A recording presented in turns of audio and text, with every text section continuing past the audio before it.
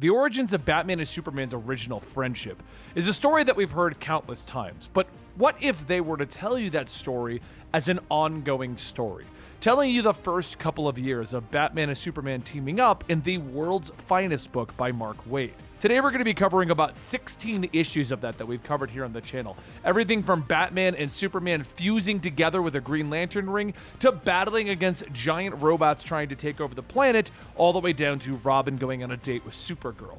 It is an amazing storyline that is ongoing and being told in the world's finest book, telling us of all of the early adventures of your favorite superheroes. This is Comic Storian. I take various comic books, turn them into audio drama so that you know what's going on in the world of comics. And this is our full story series, where I collect a lot of the older videos that we've done and I put them together into a larger video so it's easy to track the videos that go together. Today we're going to be covering World's Finest issues 1 through 16. If you enjoy this type of content, consider supporting us over at Patreon, but let's waste no more time. The world begins to change around our heroes, and Faust says, thanks to his new master, he doesn't need the staff. The Devil Nezha is real. The army that he is building is terrifying, for he imbues great power into those who serve him. And all he demands in return is the eternal damnation of his enemies, sending them to the pits of hell itself. Soon the demons of hell begin to crawl out, binding the two of them, and Batman shouts, "No, this is magic. This can't really be. Superman, where are you?" However, Superman is unaffected by anything going on around him. Batman yells for him to snap out of it, but as Superman concentrates, he begins to bring his finger to his lips, shushing Superman. He then reaches for one of Batman's batarangs, throwing it, sticking Faust in the arm. As the world turns back, Superman says the depravity of his imagination turns his stomach. "You would never torment us unless there was something you could revel in. All I needed to do was listen to a fourth heartbeat. Now, I'm going to fix Billy and..." But then Faust passes out, almost as if on command, as Superman looks back, asking if everyone is okay. Batman says that his mind is clouded. It was so real. It was all very convincing. How did you know that we weren't actually in hell and this was all a dreamscape? But then Batman laughs to himself. Of course, you don't believe in hell. Suddenly, Billy's mouth returns and he yells, "There's no escape! There's only death to your kind at the hands of my soldiers, so says Devil Nezha." But as Devil Nezha's influence fades, Superman says that they need to help the others. If Devil Nezha could do this, but back in the past, where Robin and Supergirl are trying to find the answers, they continue to evade the attacks of the Warriors of Xi, while shouting that they have nothing to do with Nezha and that this is all a mistake. But seeing as they are easing on their attacks, Robin and Supergirl fight back long enough to put each side at a standstill. And then Robin takes off his mask. "We are not here to fight! All we want to know is how to beat Nezha." One of the heroes says the girl flies at lightning speeds, and yet she did come to them extending a hand. They should let them speak, but stay cautious.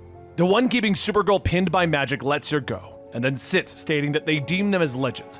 What do they truly know of them? Robin names each of the heroes. Shiyu of the River Waters, Hao, the one who channels the sun, Kongi, the commander of the winds, and Daikui, one of the forces of Earth. They simply don't know more than that, though. His name is Robin, and this is Supergirl. They have traveled back in time from the far-flung future where Devil Nezha has apparently risen anew. After a few moments of pause, she says that this much they will share. Laboring for months in a hidden area on a distant island, an entire village exhausted 3 generations worth of magic in order to construct a special tomb that will hold Devil Nezha. It was their sworn task to force the beast inside, and for 5 days and nights they warred continuously. They managed to herd him into his prison, but they were not done. There was the matter of sealing the door. Robin says, "Okay, the last part doesn't seem hard. What aren't you telling us?" And all the warriors are suddenly struck with a saddened look. Meanwhile, back in the present, Superman and Batman reach Central City and break apart so that Superman can assist the Flash, and Batman helps Wonder Woman. As Superman gets close, he sees Flash running at Mirror Master, telling him, "I always know which portal you're hiding in. It's the one without a mirror." And Superman yells, "Wait, it's a trap, Barry!" But as the Flash runs headfirst into the portal, Mirror Master shatters it, stating, "Spoilers! It is a trap!" Nearby, Batman jumps through the clay-covered block, shouting for Wonder Woman to answer him. But as he finds her encased in clay, there's a laughter coming out of the nearby alleyway. Dr. Alchemy steps out stating that from the clay the Amazon arose, and from the clay she shall be returned. As Dr. Alchemy turns his attention to Batman, Mirror Master turns his attention to Superman and begins to chase him with Nezha's magic mirror, telling him, "You better run fast! This one is courtesy of Devil Nezha!" Seeing Batman dodge Dr. Alchemy's attacks, he tells him to start making his way up the building. He has an idea that might take care of both villains. Superman shoots by Batman with the magic mirror behind him, but Dr. Alchemy's attack hits it, shattering the portal. Batman spins back around, punching Dr. Alchemy. "Sorry I cut saving you close." Batman catches the stone. "You didn't have to save me. I had 4 ways to dodge that." As the two begin to catch their breath, Hal Jordan flies down. "Don't worry, guys. I just got word that Nezha's no longer using villains as soldiers." Batman turns. "Great to hear. Wait, word from where?" "What do you think, Batman?" And he encases the two of them in a construct prison. "I don't understand. How does Nezha know who all the heroes and villains are? Or who else to conscript? Alfred, come in! Has anyone accessed the Justice League servers recently?" Alfred responds, "I'm looking now, Master Bruce. But I must say, everything seems to be just as it should be." Behind him, Devil Nezha smiles as he places a hand on Alfred's shoulder. Back at the fight, Superman is struggling to break the bars of their construct prison when suddenly a giant construct saw blade rips through, cutting into Superman's leg, launching him across the street. He begins to pick himself up, but Hal uses his ring to stop him. And Batman asks, "How is he doing this? Your ring's energy is primarily about energy constructs. The only way that you'd be affecting Superman this easily is if you were augmented by magic."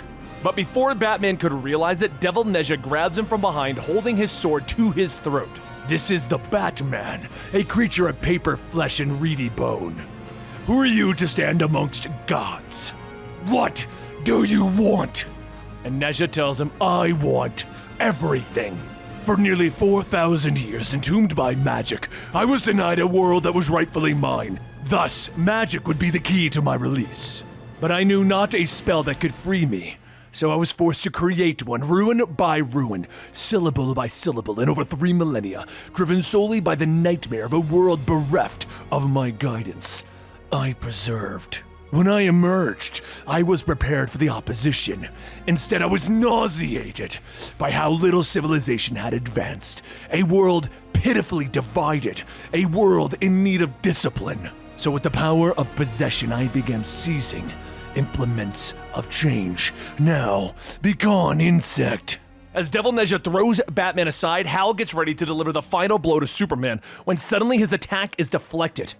Superman asks how, and Batman sits up.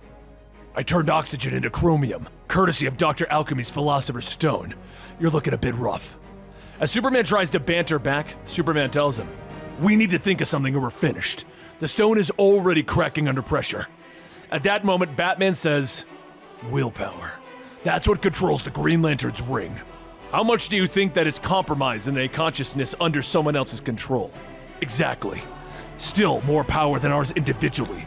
But if we could combine ourselves." The two begin to concentrate their willpower against Hal Jordan's attack. And just as the Philosopher's Stone is breaking, the two begin to scream! And Hal's ring is yanked off of his finger. In a flash of green light, a single body stands, one that is a combination of Superman and Batman. Hal's body falls to the ground and Nezha walks up. "I can see that I chose this champion poorly. No matter. It won't happen again. I still have work to do. Attack!" With more heroes under Nezha's influence, they all begin to attack the unified mind of Superman and Batman. Using exploding magical batarangs, they target Firestorm and Red Tornado. Then they focus on Martian Manhunter. Black Canary screams, but the two put up a construct mask over her mouth and magically weighted shoes on the Kid Flash. Seeing the ring's powers quickly dropping, trying to hold them together, Batman says that they need to hurry and end this, and they fly over to Nezha, punching him into the ground, then rocketing off into space with him in tow. Nezha struggles to free himself, but as they fight, they fall back down to the earth, with Superman and Batman burning the remaining energy of their combined forms, splitting back into their original selves. Nezha grabs the two by their necks. "I was actually concerned for a moment. This is what I get for relying too much upon others. I should have come to you directly from the start. Now, die!"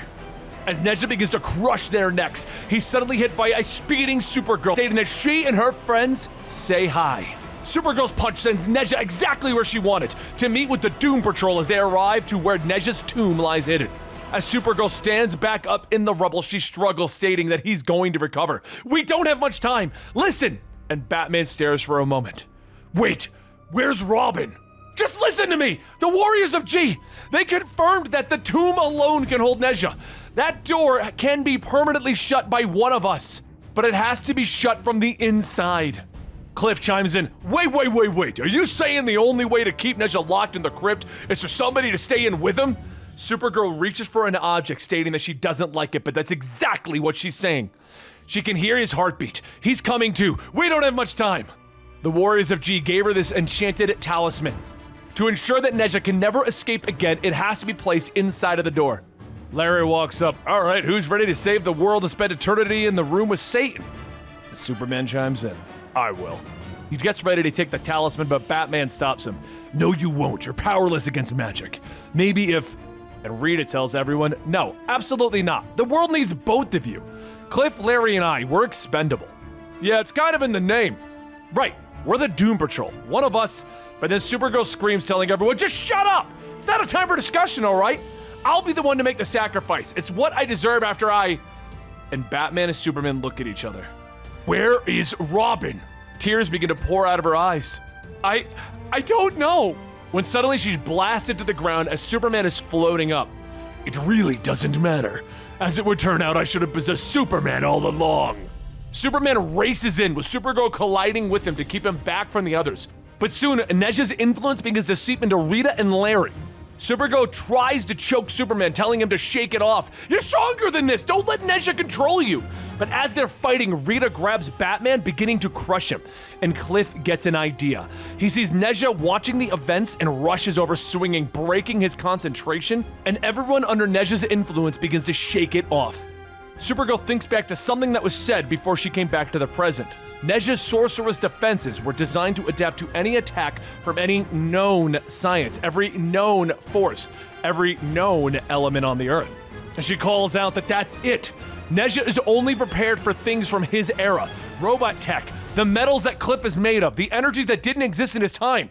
Those are his weaknesses! But in her time of realizing this, Supergirl sees that Superman is left all the way back to his Fortress of Solitude. Back with the others, Nezha's magic helps him prepare and deflect the current age tech, and soon he begins to turn the tide in his favor, punching back and deflecting most of the attacks aimed at him. But then a voice calls out to him stating, if you can adapt to all of Earth's technology, let's see how you can handle Kryptonian. We don't need a tomb. Let the Phantom Zone be your prison. Superman points the Phantom Zone projector and fires, with Nezha trying to hold it back. What is this? No, you will bow down before me. You will bow down to Devil Nezha! And as Devil Nezha fades away into the Phantom Zone, Cliff shouts out, nice! Gold star for the Big Blue! Superman tells him that it was a team effort, and he can start to see that Nezha's magic is wearing off across the globe. But we still have a situation. Kara? She begins to tremble, stating that on their way back from the past, there was a time storm. It jolted them hard, and Robin... I tried to hold on, but Robin lost his grip and fell into the time stream. Where? When? And Supergirl tells him that that's just it. There's absolutely no way of knowing. He could literally be anywhere. I'm so sorry, Batman. As Batman stares, Superman says that they're going to find a way. We always do. Let's just focus on... But that's when there's an explosion of light, and Nezha begins to tear through the residual tachyon portal, shouting, you cannot keep me away. Oh God, he's still adapting. He's cracking open the damn Phantom Zone. And Larry asks, what do they do now? Batman, Superman, and Supergirl all look at the talisman, and Superman is already ahead of them, grabbing it, launching himself and Nezha into the tomb, slamming the door shut. Batman calls out to Superman, beating on the door, telling him to get out. You can't win! He was counting on you going in! Supergirl flies up, yelling to listen to her. For God's sake, if they open up the door, they will free an evil that cannot be contained. And Superman snaps back. Why didn't you? Supergirl stops him. What? Stop Superman? Rescue Robin? Do you think that I'm not gonna ask myself those questions for the rest of my life? I loved him too. Cliff separates them. Look, we won, okay? It's not always clean, but it's over, and the danger's gone. We can mourn later. Right now, the world needs to know who gave his life to save it one last time. Cliff begins to walk away, and he looks back to see Batman looking for something. Batman is sifting through the dirt. It's gone. Wait, where's the Phantom Zone projector? He turns towards the crack that Nezha used to force his way out, and he tells Larry, "Crack that open, quickly!" Negative Man shoots out of Larry, grabbing a hold of the crack and begins to rip it back open. And just as he does, a hand begins to reach out. Everyone grabs a hold of the arm, and Batman yells, "Pull! We can't lose him again! Pull!" And as Negative Man's power fades, Superman comes tumbling out and he laughs. "Ha ha ha, took you guys long enough."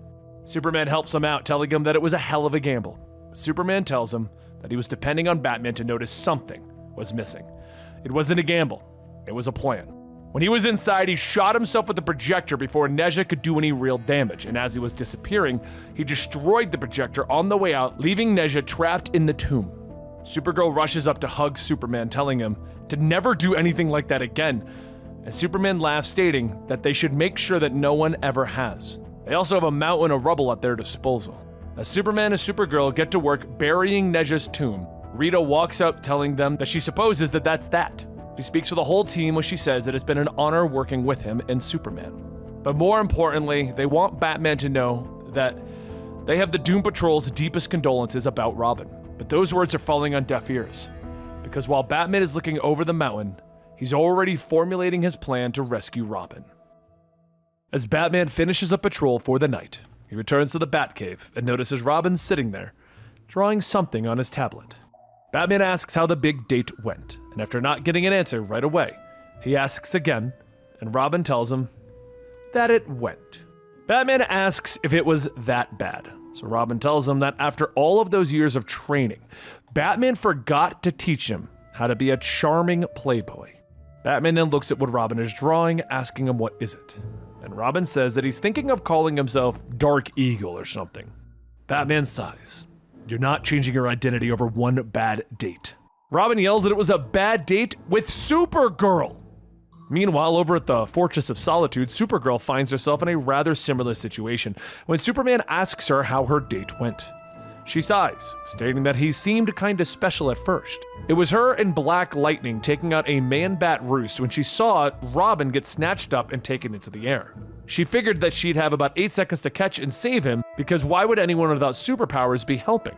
Sure enough, Robin ended up saving himself. She didn't know a human being could even do that, so of course she asked him out. And as the day came, she spent most of her morning trying to figure out what to wear. Robin himself was already at the restaurant in costume. So after having to change it back and walk in with everyone staring, she was already feeling a bit out of place. Robin called her out and made more of a scene, so she quickly took her seat, asking why he's still dressed up as Robin, and he said it's because of his secret identity. Once the bit of awkwardness passed, Robin opened up the menu and began reading, telling her that this is fancier than he thought it would be. And while Supergirl said that they can split the check, Robin told her it's okay. He's just used to living off BLTs and corn chips, but he'll pay. She knows who he is. Money's not really a problem. But then he catches himself. I'm sorry, that came out braggy. Just forget I said, and she tells him it's okay. He's just thinking about this too much. And there's an easy fix for that. He could concentrate on someone else. He went back to telling another story about how he single-handedly took out Two-Face and his goons. But Supergirl tells him it's okay, he doesn't have to convince her how good he is. Robin says, "You know what? Enough about me. How about you share a story?" So she explains that kryptonite is a fascinating topic and that there's so many different kinds. She goes on listing the dozens of kryptonites and their effects, with Robin looking around, telling her that the food is sure taking a while. She stops. "Excuse me?" He turns back. No, I'm sorry. I don't mean to interrupt. It's just, I'm so hungry. Aren't you? She says that she doesn't really get hungry. So how about they just change topics again? How did he choose this life? Robin then changes gears, talking about his childhood and how his parents were acrobats. How things were going well, until they were murdered. She almost chokes on her water and begins looking around, stating that their food is sure taking a while. The day after at the gym, Robin's lifting weights, telling Batman, and she acted like it was nothing after saying my parents are murdered. Batman stops him. "There's something you need to consider. Supergirl's parents also died along with her extended family, all of her friends, and about 9 billion strangers." Over at the fortress, Supergirl is feeding the animal, stating that it sounded like he was more happy to just talk about himself. She thought maybe she could have just brought him a mirror. Superman tells her that Robin is human, and humans deal with fears and vulnerabilities that neither of them can imagine. But enough about that, what happened next? So she continues the story from her perspective. While she's sitting there dealing with an issue with the waiter about their food, Robin begins hearing someone calling for their dog. As it turned out, it wasn't a dog at all, but it was a monkey that had escaped from his owner. The monkey jumped on the windshield of a truck that ended up crashing and then dropping its shipment of bowling balls. All of those ended up causing a bus to crash.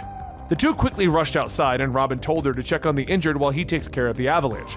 By himself, might he add. Things were going well and everything was fine until the monkey jumped up and landed directly on Robin's face. He managed to rip off the screeching thing and get it back to its owner, but then he ended up falling onto Supergirl and knocking both of them into a puddle. As things cleaned up, they returned to their dinner, which by this time was just cold. So Robin suggested that she use her heat vision to warm it up.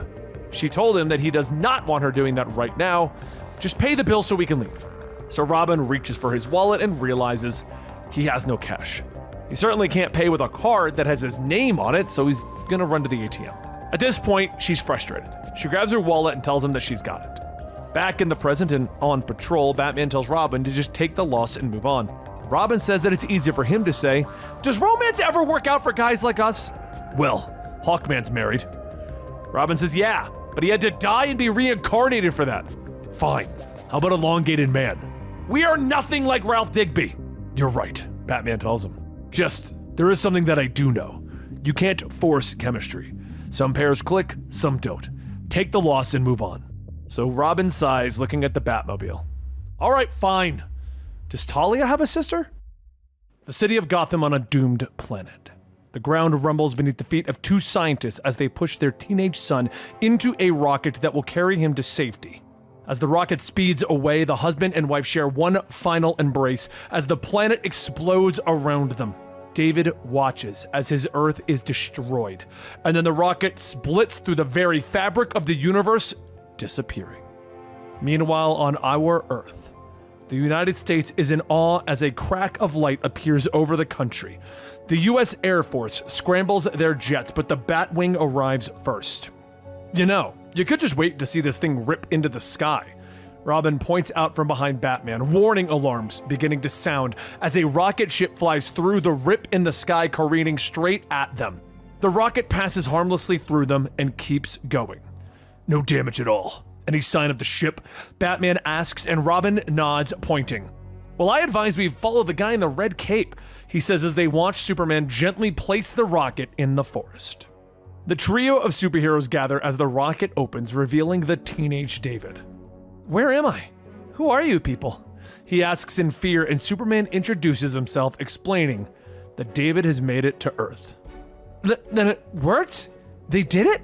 David says in surprise, and the trio are confused. But David quickly explains that his parents created a hyper-time drive that would allow the ship to travel through the multiverse. His story tracks. The Flash travels to parallel Earths through vibration phasing, and that craft ghosted right through us before it slowed down. Batman says to Superman, who then turns back to the boy. "That's quite the achievement, David. I'd very much like to meet the scientists who found the key to the multiverse." Superman says, but as David sits down, tears in his eyes, he explains that his world is gone. "It exploded. My parents sent me away so that I wouldn't die with them." Robin reaches out to console the young man, but David begins to glow with an intense heat. "What's happening to me?" he begins to shout as everything around him begins to burn, forcing Batman and Robin to step back. But Superman gets them to safety and stops the flames with his super breath. He then moves to the scared young man, trying to calm him down. "David, it'll be okay. Your stress indicators are off the charts. Try to calm down." David manages to get his fear under control and calm himself, his body returning to normal and the flames having stopped. "What is this? What's wrong with me?" David asks as he looks at his smoking hands in surprise. Superman promises him that they're going to find out, and Batman nods, telling Superman to go on without him, that he wants to look into something. But before Superman could leave David, Robin stops them. "Wait, are you gonna take him to the fortress? Can I come?" "He never lets me go anywhere fun," Robin asks Superman. Superman nods with a smile, putting Robin on his shoulders. and they leap into the sky, with Robin beginning to cheer, ignoring David's cries of fear. Up, up, and away! Robin shouts in joy. At the Fortress of Solitude, Superman shrinks down the three of them and they head into the bottled city of Kandor. There, the scientist, Kim Da, uses Kryptonian tech to discover that David stores solar radiation much like Kal-El, which superheats his body. Kim Da believes that with some training, David might be able to control his powers, and he gives him a special suit that will help him. Superman thanks them, and the trio then reappear in the Fortress of Solitude, but when they arrive, they're greeted by an emergency message from Batman. While Robin is speaking with Batman, David finally asks the question that has been burning inside of him. Do you have cities on this Earth? Do you have Gotham? We do, Superman tells him, and David suddenly gets excited, wanting to see his parents in this world. Batman says that might not be the best idea, Robin says, turning back to them, but David is insistent, wanting to go see his parents.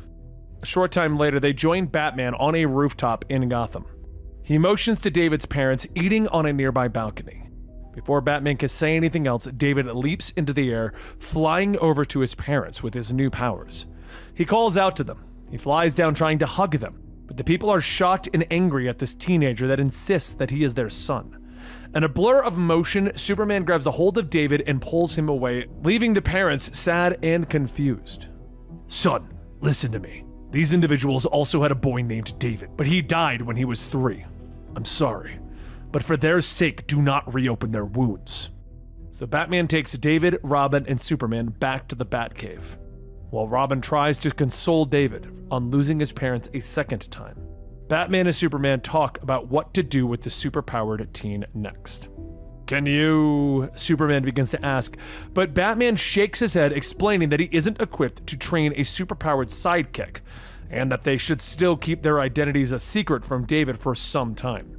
Superman finally nods, admitting that he is all David has.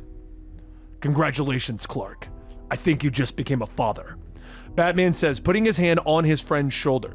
But Robin walks over, telling the pair that before they do anything else, he thinks that David needs to feel a little less lonely and make some friends. So it's a short time later that the Batcopter lands on Titan's Mountain. David and Robin step out and they're greeted by a team of brightly costumed super teens. These are the Teen Titans, Robin says with pride, motioning to his new friends. Some time passes. Speedy grins as he draws his boxer glove arrow. You sure about this? He asks, and David shakes his head. No, but Kid Flash cheers Speedy on. Yes! He shouts. Speedy fires and David manages to blow up the arrow right before it reaches him, making a loud crack-a-boom that echoes throughout the valley. Everyone steps forward, cheering David on, with Robin guessing that superheating the air acts the same as the lightning makes thunder. Ha!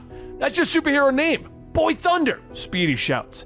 As everyone gathers around their new friend, Donna pulls Robin aside, telling him to be careful because she senses something is off with David. It's later that David is working alongside Superman, learning the ropes of superheroing while stopping a volcano from destroying a town in Costa Rica. With the town safe, the pair joins Supergirl, who is helping with the evacuation. As the trio talk about how to make a normal life for David, they're interrupted by an emergency message from Batman. I need some help. Fast.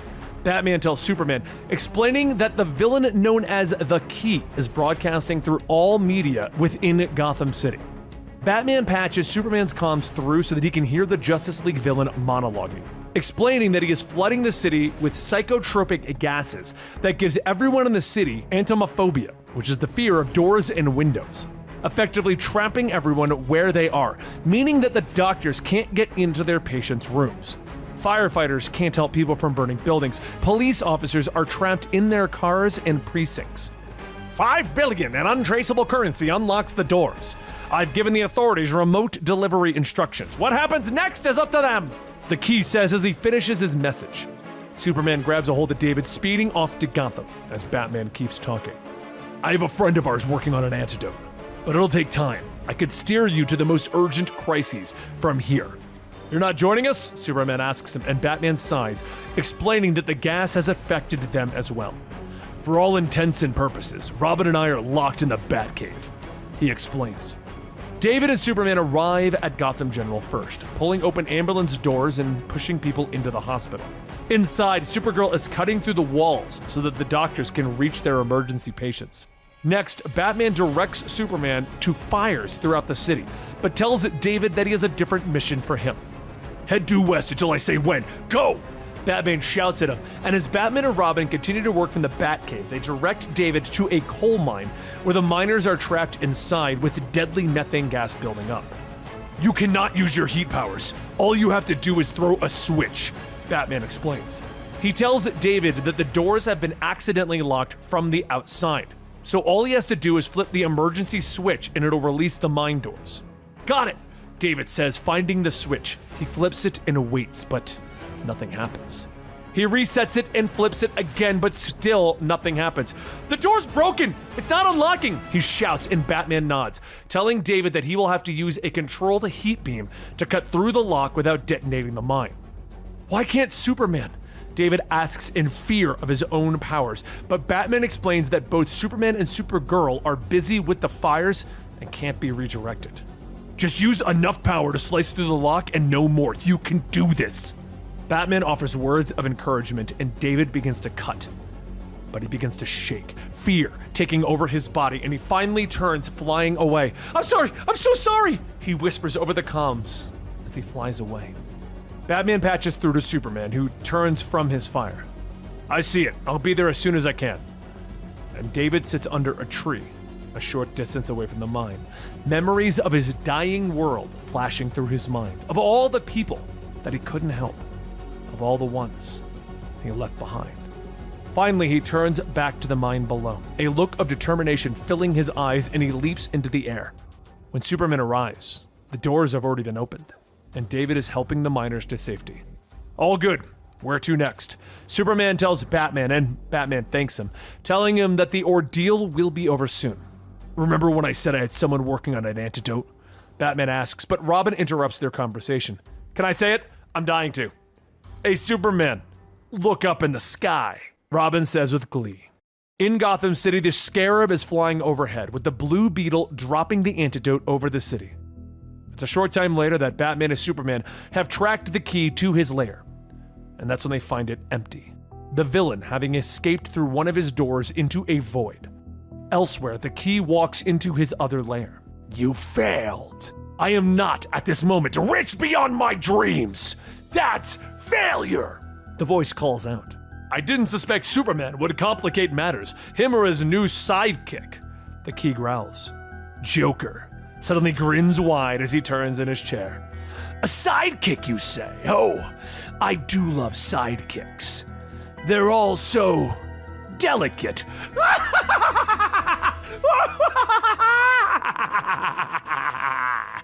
Beneath the streets of Gotham, the Ratcatcher has brought down his latest victim to be food for his rats.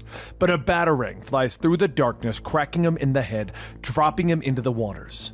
The Ratcatcher's goon raises his weapon, firing it into the darkness around them, unaware that Batman is slowly coming up from behind them. That's when suddenly there's a blinding light as Boy Thunder flies forward, energy cracking off of him.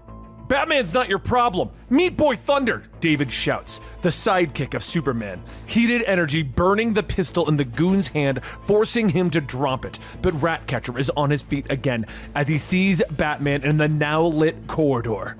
There you are! Get him! Ratcatcher orders his vermin horde. The rats rush forward, but Batman doesn't panic. David, hold your ears! Batman snaps as he activates a sonic pulse on his belt that drops everyone to their knees, clutching at their ears. The rats hate the noise as well, and they turn to rush away into the sewers. Back on the streets, Batman ties up Ratcatcher and his goon to a lamppost before turning back to David, admonishing him. Not the way I wanted to handle that. My ears are ringing. David defends his actions, pointing out that the goon had a gun. They've all got guns in Gotham. Or worse. Batman explains, telling him that Gotham is far different from Metropolis, and much different from the threats that Superman faces. The evil in Gotham trends darker, and you need to be prepared for that. Elsewhere, the Joker laughs as he returns to his lair, holding on to Angleman's angler. He hands the weirdly shaped device to the key, and he uses it to activate his special door. Yes, this'll do perfectly, the Key says with an evil smile. Meanwhile, in the Gulf of Guinea, the Flash and Superman are racing across the ocean to help some drowning sailors. Superman asks Flash how he has dealt with having a teen sidekick, and Flash explains that he needs to let David find his own way, but be there for David when he makes the mistake. The sailors explain that it wasn't their crashed boat, and that pirates actually stole their actual ship. Superman turns with his supervision and smiles. From what I can see, I wouldn't worry about it, he says to the Flash. The pirates are quickly escaping their ship, but are suddenly hit hard as a blue whale commanded by Aqualad slams into them. The pirates on the bridge are suddenly hit with gas, and Kid Flash is there to take their guns as Robin and Donna take out the others on the deck. Boy Thunder rushes one of them with a weapon, grabbing his hand and burning him. The man screams in pain, dropping the gun. Hey! Aqualad snaps, rushing forward. Did you really have to burn him? Maybe just general flame burst to scare him. But David defends his actions, not wanting to set the ship's oil ablaze. And Speedy backs him up as the group of teen heroes argues about what happened. And another pirate suddenly rushes them, firing his rifle as he runs. Aqualad falls, a round grazing his shoulder, and Boy Thunder turns with anger. No, you son of a! You stop shooting at my friends! He bellows, firing a blast of superheated energy at the pirate. In a blur of motion, Superman is there taking the blast, and it leaves him smoking. David! He snaps. Nearby, Robin helps Aqualad to his feet, whispering to Superman not to yell at David in front of his friends. Superman pauses for a moment before picking up David and flying away. Far away, Superman tells David that he can't keep letting his anger control him, that he can't be responsible for taking the life of another, that he can only use his powers to protect others. Tears fill David's eyes as he asks Superman to not hate him. Superman looks at David in confusion. David, your heart rate just doubled. What is it? What are you not telling me? It takes a moment, but David admits the truth. It was his fault that his parents couldn't escape their doomed Earth, that he never took their work seriously and was goofing off in their spaceship, but he broke it, and his parents didn't have time to fix it. This left only the small pod that saved him.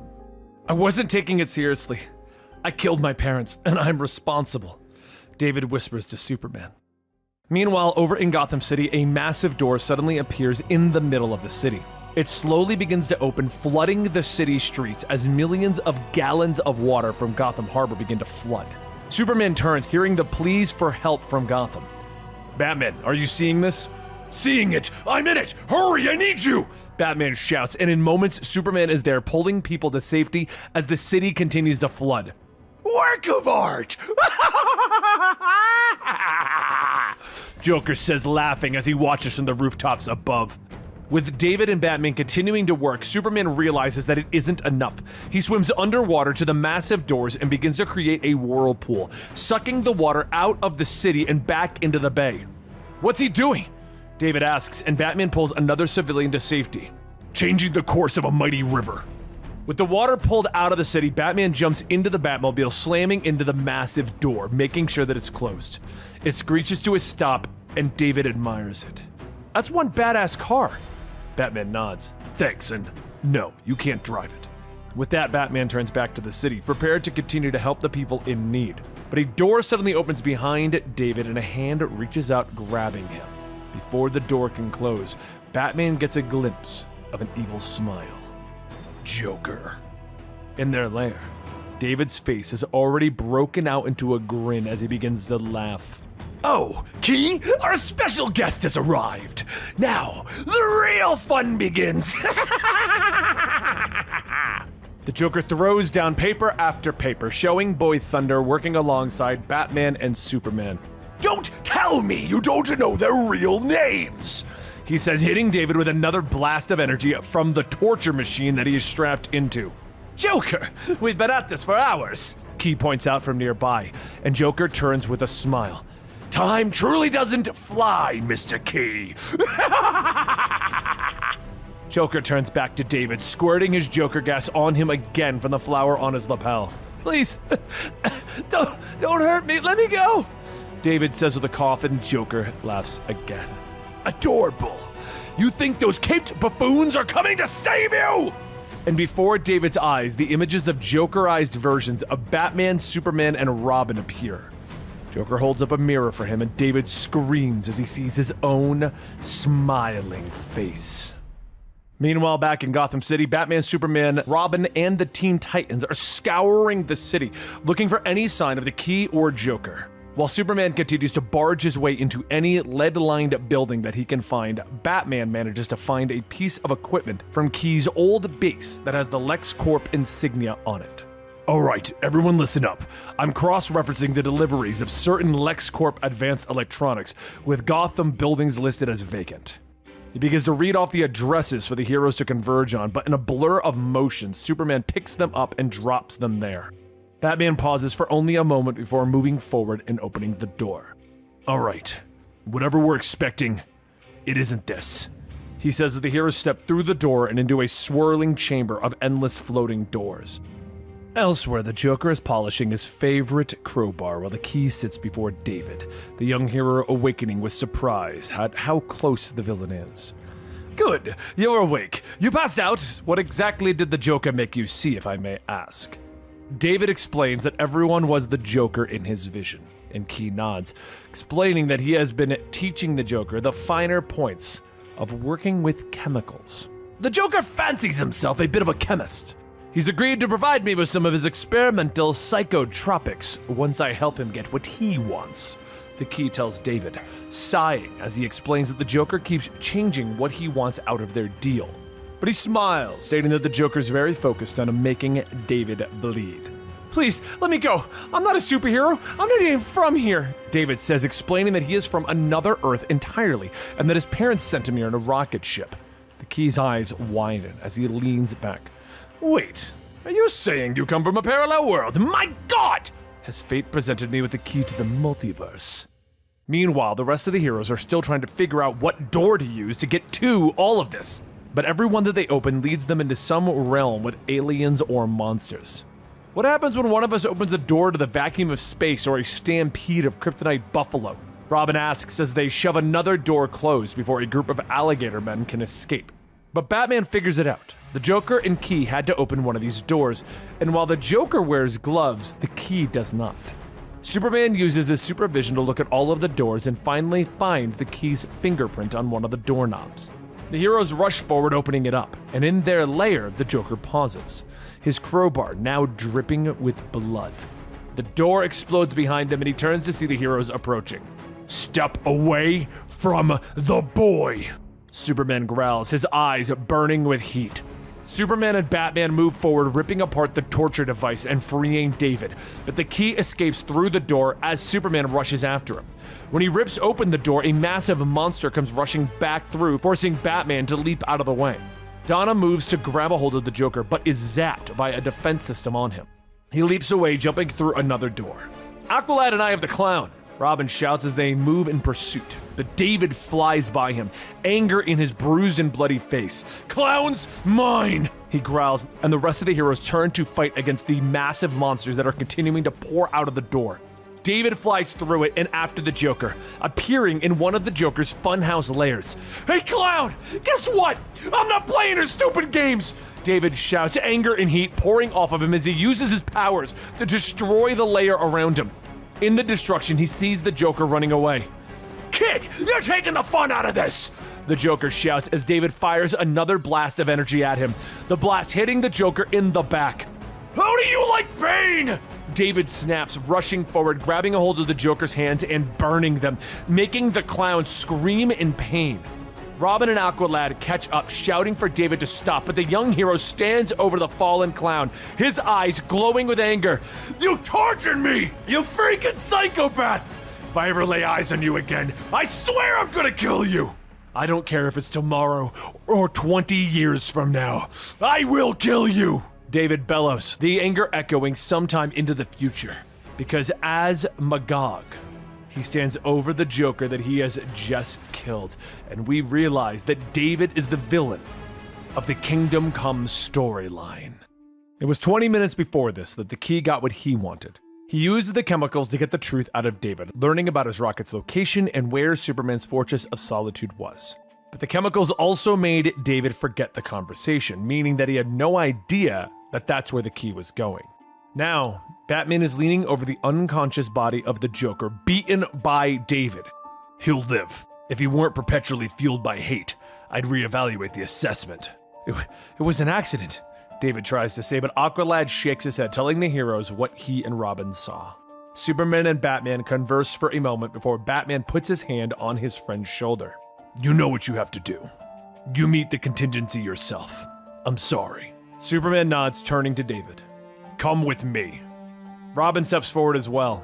I'd like to join you. I think I know what's next, and he's going to need a friend. Batman nods, promising that he will join them after he has tracked down the Key's trail. Short time later, the trio arrive at the Fortress of Solitude, and using the crystals from Krypton, Superman creates a machine that will depower David, never allowing him to use his powers to hurt anyone again. David protests, telling Superman that he will do better, but Superman shakes his head as he activates the machine. I promise, I'll get you all the help you need, as a normal boy. Superman says, but just before he activates the crystals, he stops himself, stepping forward, pulling David away from the chamber. No, this isn't your fault. It's mine. I can do better as your mentor. You didn't ask for any of this. We're both learning how this works. But we're a team, David. He then suddenly stops as he looks up, the fortress rumbling, and the three heroes look up to see a stampede of alien creatures that Superman keeps in the fortress. The key, they all say in unison. Superman leaps up to stop the creatures. Find him, he tells Robin over his shoulder. Robin and David take off and find the key waiting for them. Gentlemen, forgive me. I was hoping no one would be here. I realize that it's problematic to drop in uninvited, especially when you've brought friends for much-needed company. The Key says with a smile as he opens a door behind him, allowing a group of supervillains to march into the fortress. Robin and David immediately leap into combat with Bago Bones, Acid Master, Dr. Phoenix, Ferlin Nixley, and the Zebra Man. But the villains prove too much for them, and they are quickly knocked down. Having stopped the animals, though, Superman races over to help the young heroes, and that's when the Key opens up a door that Superman flies through, which drops him into the depowering machine. Unfortunately for you, I've been here long enough to eavesdrop on your plans, the Key says as he activates the machine. Red energy begins to rip into Superman, and he bellows in pain. Weakened, he collapses to the ground. I thought that might work, at least for a little while. Now, if you'll pardon me, I'm off to unlock the multiverse. But Superman isn't completely down for the count. Robin and David continue to fight against the other villains, so Superman leaps in to help. The Key put me through the solar drain process. It should wear off shortly, but for now, you're the only one of us with any powers, Superman calls to David. Zebra-Man rushes forward, slamming into the last sun of Krypton. David, on the other hand, begins to glow with energy and turns to the rest of the villains. That's the way you losers want to play? Fine, he snaps, blasting them all, knocking them out with a single burst of energy. Robin rushes to Superman's side. They're burned, but not dead. Recovery progress? Robin asks as Superman gets to his feet. Still weak. I lost sight of David in the flare. But David is flown to his ship, where he sees the Key trying to activate it. You wouldn't recall, but I took one last preventative measure against you. Freeze, the Key orders, and David suddenly can't move. The Key explains that he put a control word in to paralyze David. You're no longer of any use to me, so it's time to end this, Key says before opening a small door and pulling out a large blaster.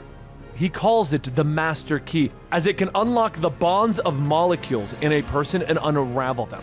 But Batman is suddenly there, kicking the Key in the face, knocking him out. He turns over to David, using a pressure point to reset his nervous system. And as David leaps forward, he grabs a hold of the Key, beginning to burn with his hands. You're a monster! You don't deserve to live! David shouts, but as Batman is about to step in to stop him, Superman is there, putting his hand to stop Batman. David, I know what you think of yourself, and you're wrong. You are better than this. Trust me, Superman says softly. David pauses for a moment before dropping the Key to the ground. All right.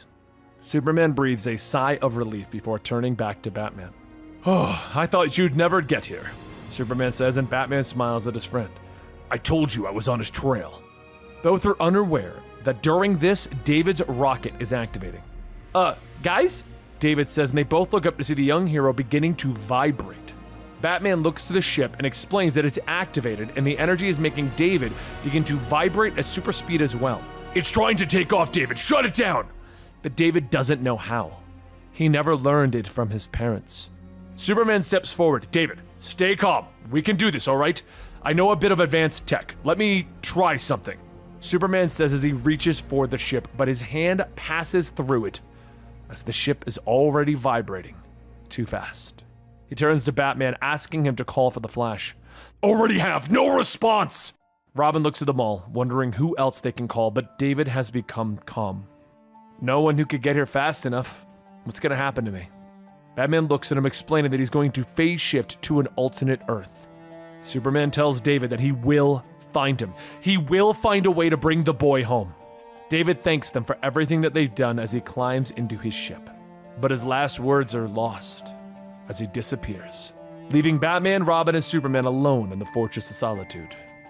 Moments later, his ship appears on a desolate Earth, covered in dust that blocks out the sun. He pulls himself from the ship, looking around in confusion until the voice calls out to him. Welcome, David, the voice says. David turns to see a giant standing before him and his hand extended in a greeting.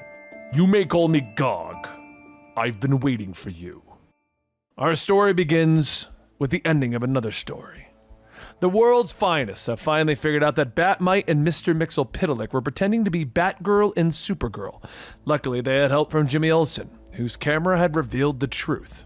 As Jimmy heads back down into the Daily Planet, he's met by mild-mannered reporter Clark Kent. He informs him that the chief has a new story for them to investigate: the apparent murder of billionaire industrialist Simon Stagg. Meanwhile, Batman and Robin are returning to Gotham when Alfred gets word to them about Stagg's murder. Batman immediately turns the Batmobile around. Turf being turf, isn't that more like a job for Superman? Robin asks, but Batman shakes his head, pointing out that this involves a common friend of theirs. Rex Mason? Who's that? Jimmy asks as he and Clark near Stagg's hotel. And Clark explains to Jimmy that Rex Mason was an adventurer that fell in love with Stagg's daughter, Sapphire. But Stagg thought Rex wasn't good enough for his daughter and sent him on a mission to Egypt, where he would be murdered by Java, Stagg's butler and goon.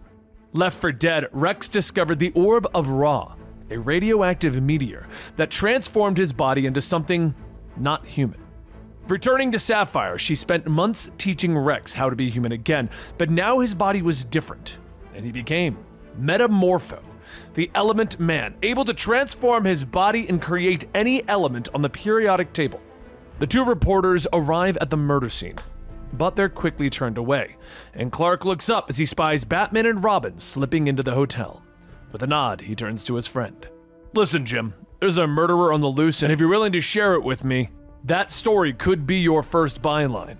Are you interested? Clark asks, and Jimmy agrees enthusiastically. Get to work. Dig up some suspects. Above all, concentrate on who benefits, no matter how unlikely, Clark tells him before heading off, promising that he'll be working the story from a different angle.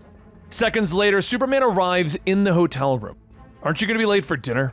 Superman asks Batman, who turns to his friend, explaining that the hotel room is a classic locked room mystery. That Stagg was poisoned, that the room was locked from the inside, and there is no sign of a delivery system. Rex Mason was last seen with Stagg. If Rex's patience has ended, that's motive, means, and opportunity. Superman doesn't agree, not believing that Rex would suddenly turn into a murderer. Let's hope, but it's a lead we can't ignore. Batman tells him, and Superman turns his supervision to the city and finds Rex nearby. Meanwhile, at the Metropolis History Museum, Egyptian Wing, robbers have slipped inside with gear from Quakemaster, and as they begin to load artifacts into containers, they are suddenly trapped by an iron cage slamming down upon them. The cage is connected to the metal arm of Metamorpho. Sign says, "Do not touch, boys," the hero jokes, but then he looks around.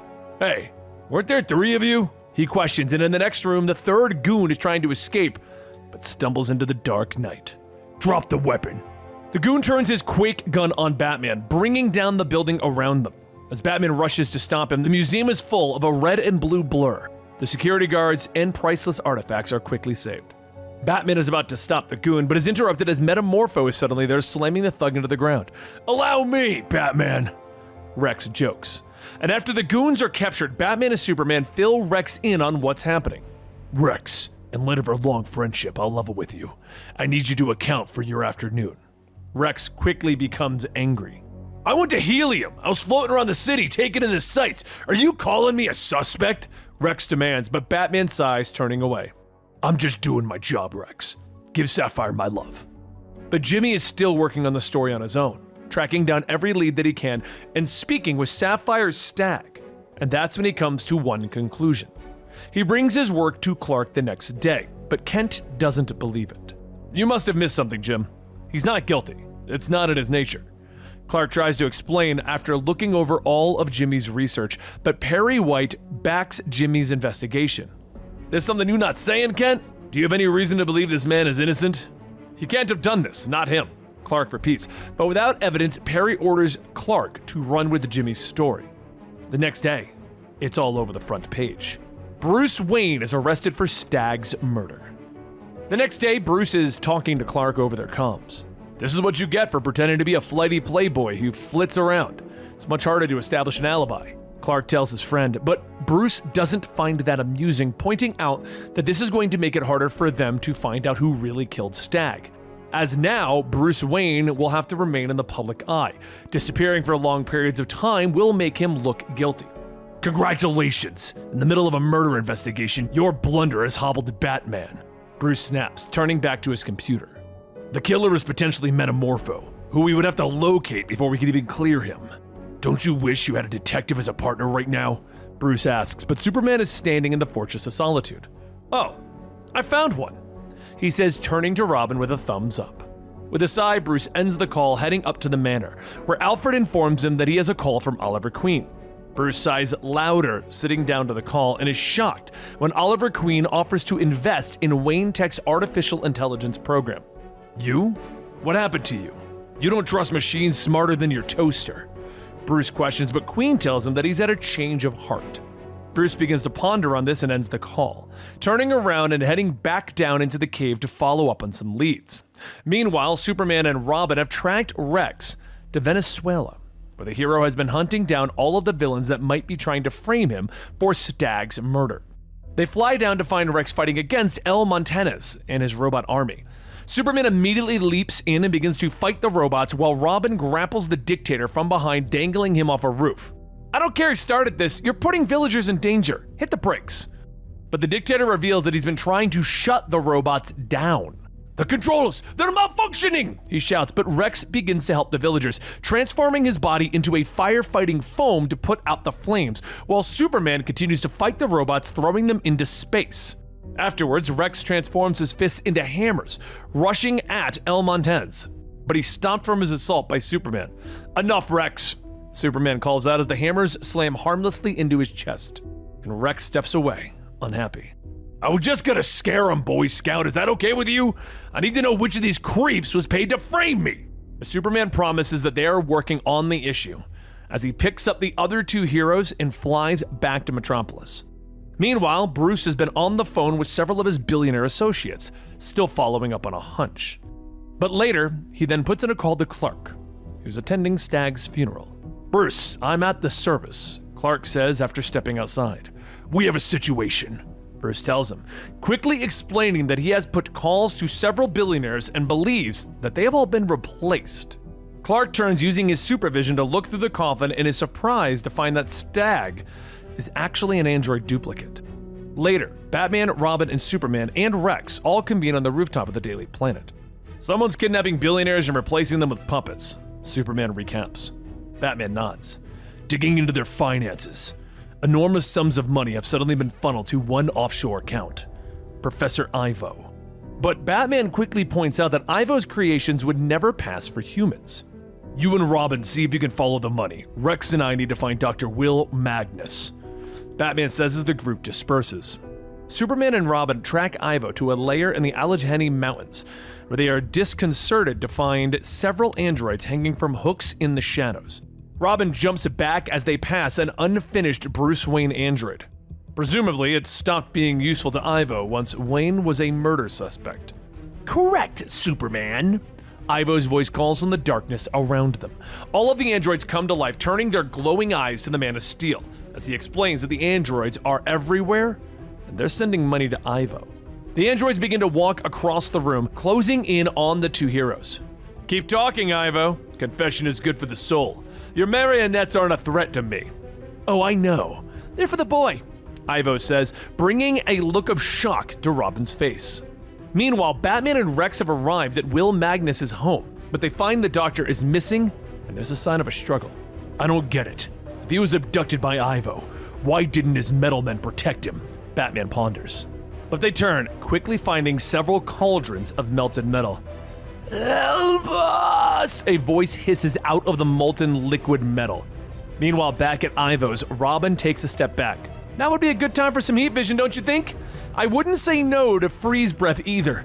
The boy wonder whispers. Superman quickly stumbles, falling to his knees, with Ivo continuing to talk, revealing that he wanted to frame Rex Mason, but to do so he needed to create an android that could replicate Rex's powers. Then I thought, why stop there? Mason can replicate only the elements of the human body.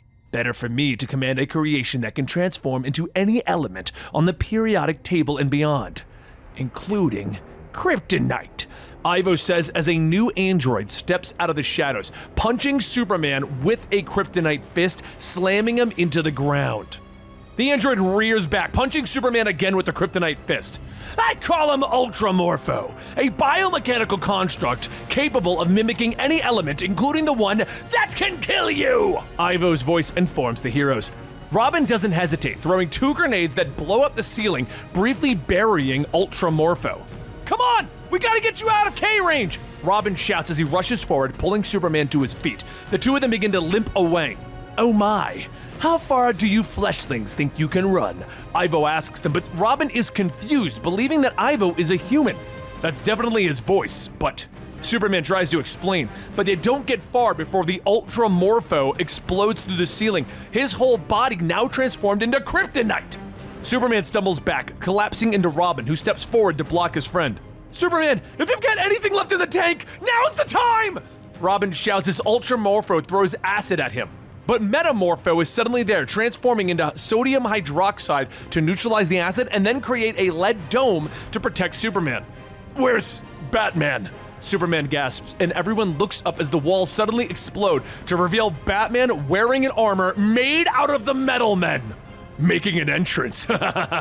Rex laughs, and Batman rushes forward, punching Ultramorpho in the face. Whatever you are, get away from my friend! Meanwhile, in Washington, D.C., the Doom Patrol are fighting against an android known as the Mechanic, who claims that the robot revolution has begun. The team continues their battle, but Cliff Steele is suddenly overtaken, his eyes glowing as he turns against his team. Back at Ivo's, Batman continues to pummel Ultramorpho in his new battle armor, but he realizes that he can't defeat the robot alone. He's learning to adapt to the fight. A one-on-one isn't going to finish him. Pile on! Batman orders, his armor suddenly transforming, and the Metal Men leaping off of Batman, launching into a combined assault against Ultramorpho.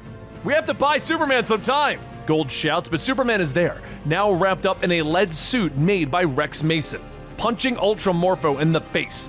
But Ultramorpho transforms, throwing acid on Rex, some of which splashes onto Robin's leg. The Boy Wonder screams in pain, falling away as Ultramorpho transforms part of his body into gas laced with kryptonite. Superman and Batman begin to cough as they drop to the floor, the android grabbing a hold of the world's finest and flying away. Instead of pursuing them, Gold orders the Metal Men to grab Rex and Robin and get them to safety. Meanwhile, over in Colorado, the challengers of the Fantastic are suddenly attacked by Ultivac. Ultivac's not autonomous! Who the hell's pulling his strings? The professor shouts as he hefts a bazooka onto his shoulder. Bazooka now! Questions later! Red Ryan shouts. But later, back with Rex and Robin, they awaken in the woods, the Metal Men standing guard over them. Yay, where'd you take us, you lousy cowards? You ran away? Rex snaps at them angrily, but the Metal Men explain that their job is to protect human life, and both Rex and Robin were near death. Fine, we're fixed. Time for round 2. Rex snaps as he gets to his feet, but Robin shakes his head, pointing out that they wouldn't survive another fight against Ultramorpho, that they need to get the help of their friends. He puts in a call to the Titans. But the team of teenage superheroes is busy fighting against an awesome threesome off the coast of Maine. Robin nods, ending the call. Damn it, everybody split up and bring back whoever you can find, Robin says as the group disperses to look for help. Meanwhile, Superman finally awakens to find Batman standing over him, offering a helping hand. Welcome back to the land of the living, Cal, he tells him, and Superman stands there to find both the heroes wearing inhibitor collars. Courtesy of our captor, we're all wearing them. Batman explains as he motions to the factory around them, where the masters of robotics are all working. Superman turns to find Ivo standing nearby. What's going on here, Ivo? This is all you're doing? You think you can hold us prisoner? Superman demands as he whirls Ivo around, but Ivo is also wearing a collar, telling Superman to be quiet.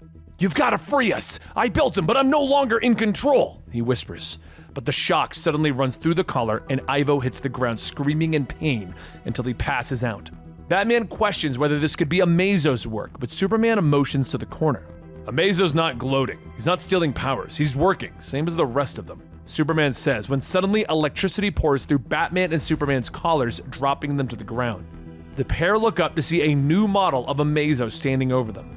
Amazo was a plaything, a soulless doll capable of so little. I am the child of Ivo and Magnus. I am New-MAO, and I will end the human race, New-MAO says to the both of them. Meanwhile, Robin is driving through Gotham City trying to get a hold of any heroes that can help. But as he tries to warn Supergirl, the Batmobile suddenly begins to drive off on its own. And Robin's eyes widen as the car is steering him directly to a wall. As Robin is driving through Gotham City trying to get a hold of any heroes that could help him, he tries to warn Supergirl, but the Batmobile suddenly begins to drive on its own and Robin's eyes widen as the car steers him directly towards a wall. Robin throws his hands as the car is about to slam into the wall, but a red blur suddenly grabs him out of the car at the last second. Kid Flash said you were in trouble. Looks like I found you just in time. This have anything to do with the great AI uprising? Flash asks with a smile as he pulls Robin to safety. He then quickly fills Robin in on everything that has happened while Robin informs him of Batman and Superman's disappearance. Meanwhile, at New-MAO's base, the android turns away from the world's finest. You are here to build. Will Magnus will guide you. Other than that, you are beneath my notice, he says over his shoulder. The heroes turn to Magus, asking why he would build something like this. And Magus explains that he was captured by Ivo and forced to use his respondometer, the electric brain that gives the Metal Men their intelligence, to upgrade the Amazo design. But Ivo couldn't predict what would happen, and New-MAO replicated both their genius minds and decided it was time for humanity to end. To do this, he needed resources, so New-MAO began to abduct different billionaires and replace them with androids. What's New-MAO's end goal? New-MAO intends to replace humanity with worldwide AI supremacy, Magus explains, telling them about the reclamation plants that have been built, which will break down humans to their basic elements for personal reuse. Batman and Superman's eyes widen in horror at this revelation. Meanwhile, outside Midway City, Hawkman has leaped into combat against the overtaken Superman androids that are protecting one of the reclamation centers. Below, Rex and the Metal Men watch on. Oh man, looks like we caught Hawkman mid-battle. No offense to him, but I can't see a fight with Superman robots lasting too long. Any ideas? He asks his friend. Suddenly, one of the walls explodes outward, revealing a smiling Plastic Man. Yeah! Bust down the unholy rendering plant before we're all soiling green! Plastic Man shouts, and the Metal Men turn, rushing towards Hawkman and the Superman robots. We can buy you some time, they shout.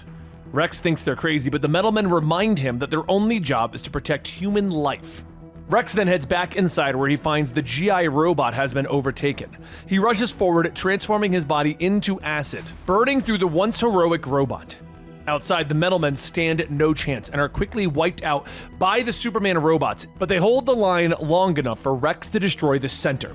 Mercury watches, his body falling apart as the center explodes. We did it, but how many more? He gasps before everything goes dark.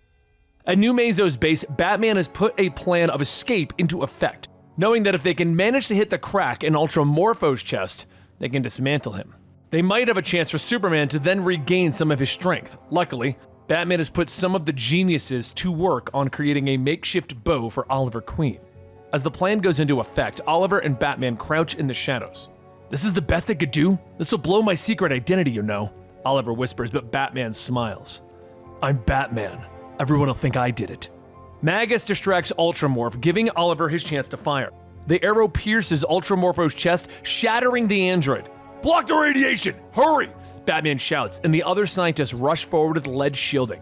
Superman manages to shatter the collar around his neck, and then using his super speed, he rips off everyone else's as well. But then he stumbles as Batman catches him. You should be recovering. Keep blocking the kryptonite! Batman shouts, but Ultramorpho has already started to reassemble. Not to worry. He's not the only one who can juggle the elements. I got this. Firestorm calls out, and the heroes look up as a makeshift team descends into the base. Green Lantern, Firestorm, Supergirl, Wonder Woman, Metamorpho, Flash, and Robin have all answered the call. Batman gathers everyone together, warning them about the New-MAO. He also turns to Magus, asking why the Metalmen's programming hasn't been overtaken.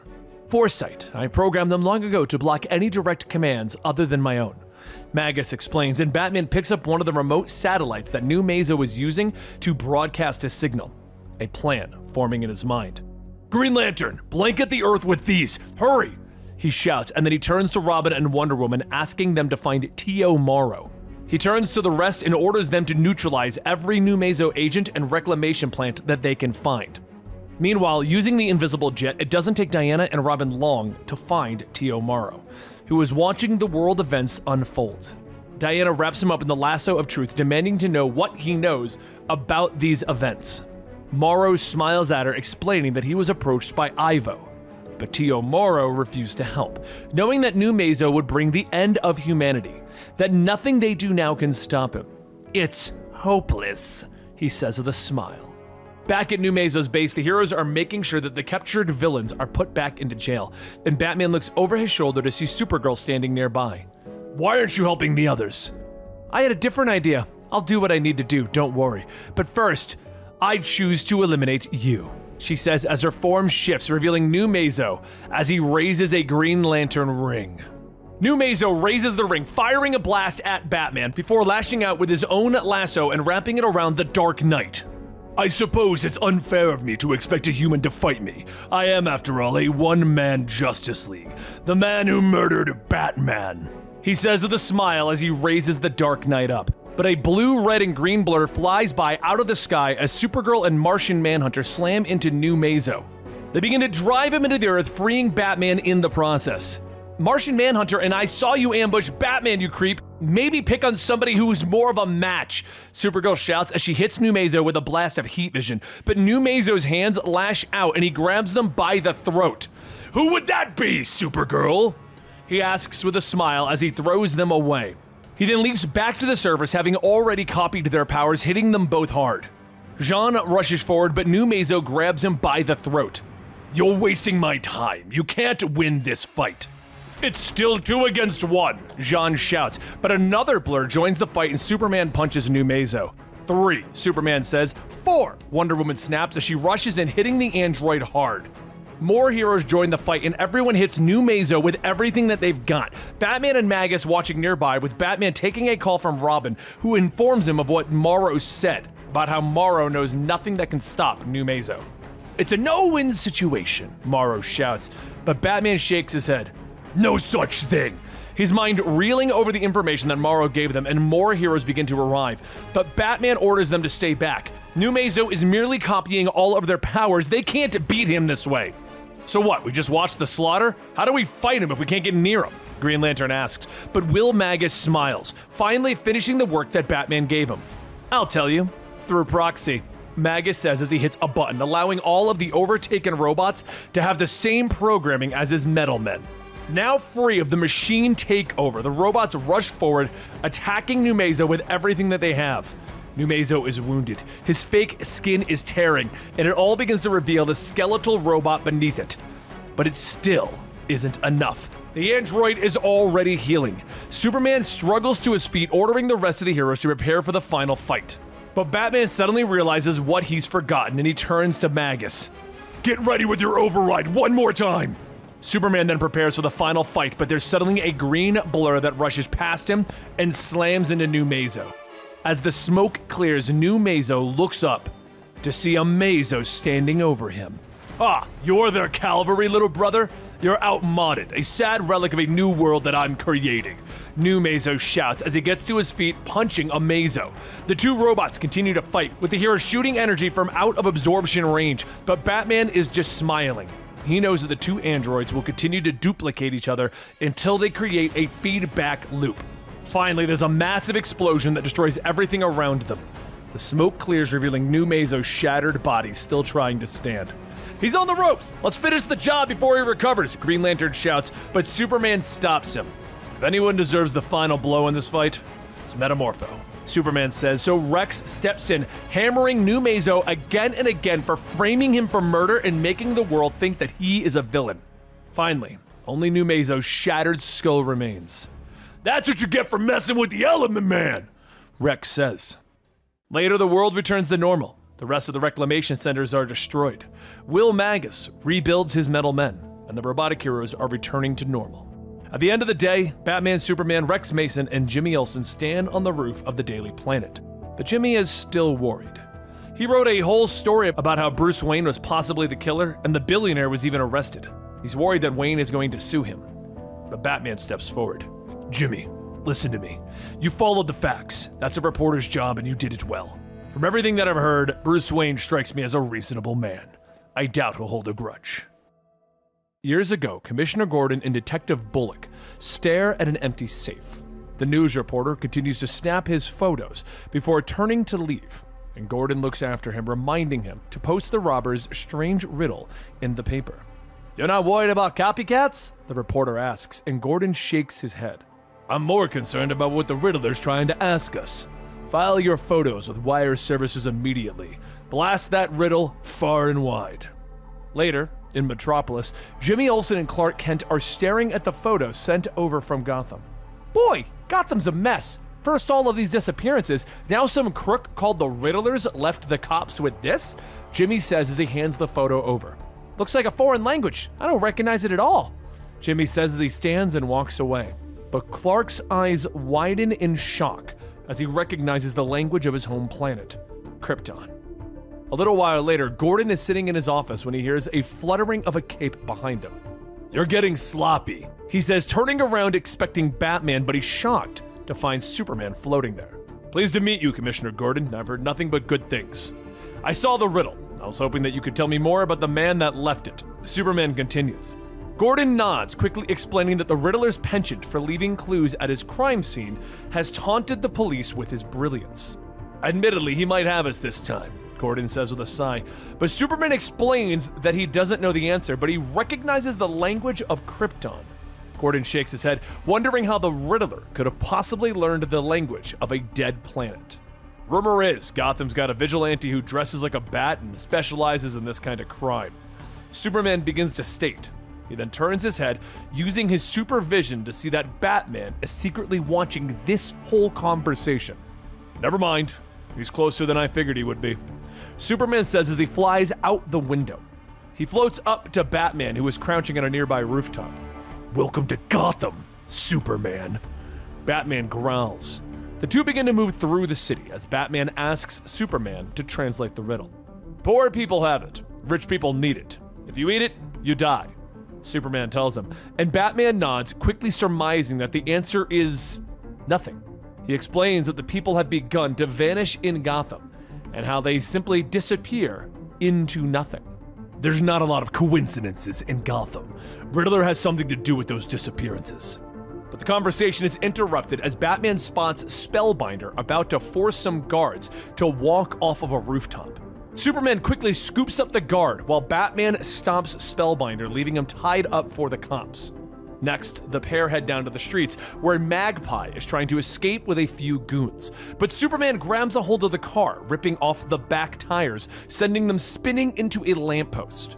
Afterwards, Batman quickly drops the last thug, leaving him tied up. Nice teamwork, Superman comments with a smile, but Batman is still stone-faced. Don't get used to it. I prefer to work alone. The two continue to move through the city, with Superman pointing out that if Riddler has teamed up with a Kryptonian, then Batman will need his help. You're not up for that fight, Superman explains, and Batman finally agrees, promising to reach out to Superman when Riddler strikes again. Elsewhere in the city, Edward Nygma is cradling his head, demanding that the voices leave him alone, that they're splitting his head apart. "I've done everything that you've told me to! Release me!" Riddler bellows, but something appears next to him and a voice speaks. "You've baited the hook, little man. That's all. But you are in no position to make demands of me. One more task lies before you. Pay close attention to my instructions." The next day, Bruce comes up from the cave into Wayne Manor. He finds a disapproving Alfred. Once again, they have the argument about Bruce's nighttime activities. And when Bruce turns back to Alfred, he finds that his faithful butler has disappeared into nothing. Bruce knows that he has no other option and makes the call. A short time later, Perry White calls Clark Kent, demanding that the reporter head to Gotham and get a personal interview with the reclusive Bruce Wayne. "Wayne? The billionaire? Personality profiles aren't really in my wheelhouse, Mr. White," Clark tries to say, but Perry orders him to go anyway. "You were asked for by name, Clark," Perry explains. A short while later, Clark arrives at Wayne Manor, where he's greeted by Bruce. "Mr. Kent, won't you come in? I'll be right with you," Bruce says as he shakes Clark's hand before leaving. 30 minutes pass before Bruce returns. As Bruce shuts the door to the study, he turns back to Clark. "Sorry to make you wait, Superman," Bruce says, and Clark begins to argue, but Bruce stomps him, explaining that he managed to figure out that Superman seems to work closely with the Daily Planet, and Clark's apartment building is nearby, but there was another factor that Bruce used to learn Clark's superhuman abilities. "I filled this room with an odorless knockout gas about a half an hour ago," Bruce explains, and he motions Clark over to the grandfather clock, leading him down into the Batcave, showing his secrets to his new friend. In the Batcave, Bruce explains what happened to Alfred, and he admits that he can't solve this case on his own. "I don't know all of your powers. Is there something or anything in your skill set that can provide any leads?" Bruce asks. Clark nods as he explains that he has super hearing and can hear the police talking about another Riddler puzzle. "Take me to the scene," Bruce says as he reaches for his Batman costume. A short while later, the pair are standing at Gotham Memorial Park, where Riddler has left his clue on the war memorial. Superman reads off the riddle but can't figure it out.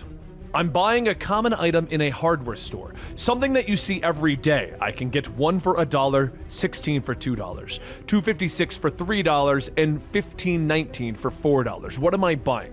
Batman quickly figures out that you need to add the numbers to make an address, and that the clue is only written on the left side of the memorial or the port. Superman turns. There's an abandoned shipyard at 1792 Port Street. He uses his supervision to look inside the ship, and that's where he finds Riddler sitting on the floor. "Got him." The pair quickly arrive at the ship, where Superman rips the door off at the hinges. "Start talking," he says as he grabs Riddler, pulling him in close. Superman demanding to know where Riddler learned the Kryptonian language and wants to know who he's working for. But Superman isn't paying attention as someone reaches out for Batman, and in a glow of purple light, Batman disappears into nothing. "Where did you learn it?" Superman demands, but a new voice comes from behind him. "From me!" the voice shouts, lashing out and punching Superman hard enough to knock him out of the ship. Superman slams into the ground, but the new warrior is suddenly there, grabbing him by the throat, lifting him into the air. "Son of my jailer!" Jax-Ur says with a vicious smile. Superman is shocked. "You're trapped in the Phantom Zone!" he shouts, and Jax-Ur smiles, shaking his head. "No longer, Kal-El. I found someone to take my place." Jax-Ur flies Superman up into the sky, hitting him again and again, laughing the whole time, explaining that Batman has taken his place in the Phantom Zone and that Superman's new friend is trapped. But he has returned to punish Kal-El for squandering his abilities on Earth by protecting the humans instead of enslaving them. "It is my verdict that a short-sighted weakling is better off dead, and Jax-Ur should be the last son of Krypton." From the Phantom Zone, Batman could do nothing but watch this battle, but behind him he senses something, turning to find Alfred. Alfred explains that he has been speaking to some of the other prisoners in the zone, who have told him that normally the prison is inescapable, but the walls of the Phantom Zone have begun to weaken, and Jax-Ur used his superior mind to discover a pattern that would allow him to escape.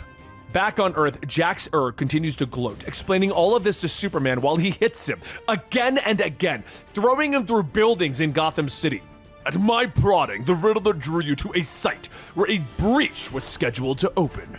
where I could switch places with you, but failing that, I grabbed Batman instead. Superman has finally had enough, catching Jax-Ur's next blow, knocking him away. You demented monster! You got the drop on me only through surprise. Our bodies need time to fully charge from Earth's sun. You're no match for me! Jax-Ur agrees, using his heat vision to put a nearby cable car in danger. Superman flies in to rescue it, allowing Jax-Ur to escape and go into hiding. Superman then begins his search for the villain, and he hears a voice in the Phantom Zone. Superman, it's Batman, can you hear me? The Dark Knight calls out from the mysterious prison. Superman turns, unable to see Batman. Batman? How? If Jax-Ur can push his thoughts from here, I'll be damned if I can't.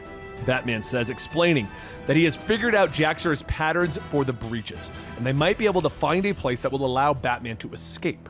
So a short time later, Superman arrives at a section of Metropolis where he calls out to Jax-Ur, hoping that he'll be able to switch the criminal for Batman in the Phantom Zone. But Jax-Ur surprises Superman, having already figured out the pattern himself. Damn, he was ahead of us! Batman hisses, and Jax-Ur laughs as he knocks Superman away. You disappoint me. I expected Jor-El's son to connive a more clever trap. You and your Earth friend didn't assume I'd already calculated where the next dozen portals would be? Neither of you is a threat to me. To prove his point, he reaches into the opening portal and pulls Batman out of the Phantom Zone, dropping him into the city below. Superman swoops down, grabbing him, and they fly back up, but Jax-Ur is gone. You alright? I was so sure we had him. Batman nods, believing that they can still catch the Kryptonian, pointing out that Jax-Ur has an extreme hatred for Superman's people. Are there any Kryptonians on Earth? Superman thinks about it for a moment before his eyes widen in fear. Meanwhile, over in the bottled city of Kandor, the people fall to the ground as extreme heat bathes their city. Above them, Jax-Ur laughs as he blasts the city with his heat vision, but Superman flies through the fortress, slamming into him. Meanwhile, over in the Phantom Zone, Alfred has discovered someone. A cloaked figure that seems to be working on a strange device that is weakening the walls of the Phantom Zone. As Alfred begins to relay this to Batman, the cloaked figure suddenly disappears. As Superman and Jax-Ur continue to fight, Batman searches through the fortress Phantom Zone projector. Superman punches Jax-Ur again, knocking him through a wall of crystals. Kandor is under my protection, he bellows, but Jax-Ur has collected himself, grabbing Superman by the throat, throwing him to the ground. You're too late, Kal-El! Jax-Ur shouts as Superman plummets through the massive statues of his parents. Your advantage has expired. In abilities, I am finally your equal. Jax-Ur says as he lands near Superman and knees him in the face. In combat, it's not even close. This is what happens when you waste your days mistaking kindness for power! Jax-Ur gloats, picking Superman up, hitting him again and again, drawing blood from the Man of Steel. You tote yourself as some sort of savior to backward people. Who among them can save you now? Superman struggles to his feet. Batman, he gasps, and Jax-Ur turns his head, scanning the fortress with his supervision, finding Batman crouching nearby the Phantom Zone projector. Yes, I see him there, skulking about, cowering behind a Phantom Zone projector. Jax-Ur says, flying through the wall, grabbing a hold of Batman and ripping the projector from his hands before backhanding him away. You imbecile!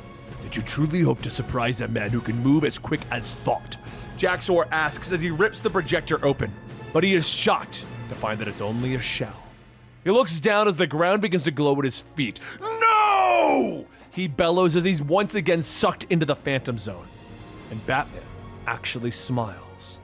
Purposing the projector's circuitry into the crystal floor was Superman's idea.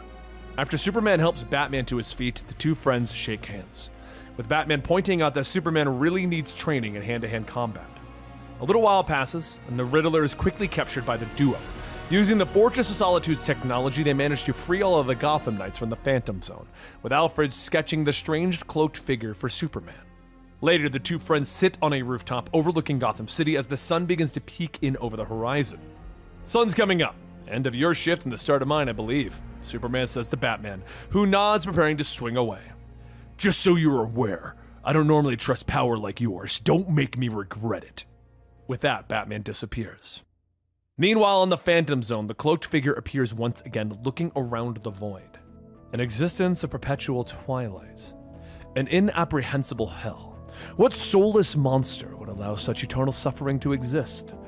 No matter how long it may take, I swear to every wretched damned in this purgatory, they will someday be released from this torment, the cloaked figure says as he looks down at the strange device in his hands.